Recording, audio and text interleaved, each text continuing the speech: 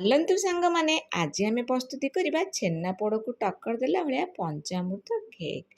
ତାହା ବି ଆମେ ଘରେ ପ୍ରସ୍ତୁତି କରିବା। ସେଥିପାଇଁ ଗୋଟେ ବାଉଲରେ କ୍ଷୀର, ଦହି, ଘିଅ ଏବଂ ମହୁ ନେଇକି ଭଲ ଭାବରେ ତାକୁ ଆମେ କ'ଣ କରିବା ନା ହ୍ୱିସ୍କରରେ ଭଲ ଭାବରେ ଆମେ ଫେଣ୍ଟି ଦେବା। ତାପରେ ଏଥିରେ ସୁଜି ଏଡ୍ କରି ଭଲ ଭାବରେ ଗୋଟେ ଡାଇରେକ୍ସନରେ ଆମେ ଫେଣ୍ଟିବା। ଏଥିରେ ଗୁଜୁରାତି ପାଉଡ଼ର, ତାପରେ ଏଥିରେ ଆମେ ପକେଇ ଦେଇଛେ ସାକର ଆଉ ବେକିଂ ପାଉଡ଼ର, ବେକିଂ ସୋଡ଼ା ଏସବୁ ଦେଇକି 1 ମିନିଟ୍ ଏମିତି ଫେଣ୍ଟି ଦେବା। ତାପରେ ଆମେ କେକ୍ ଟିନ୍ରେ ଏହାକୁ ଦେଇକି ଭଲ ଭାବେ ଡ୍ରାଏ ଫ୍ରୁଟ୍ସରେ ଆମେ ସଜେଇ ଦେବା। ତାପରେ ଆମେ ଏହାକୁ 30 ମିନିଟ୍ ପାଇଁ ବସେଇବା।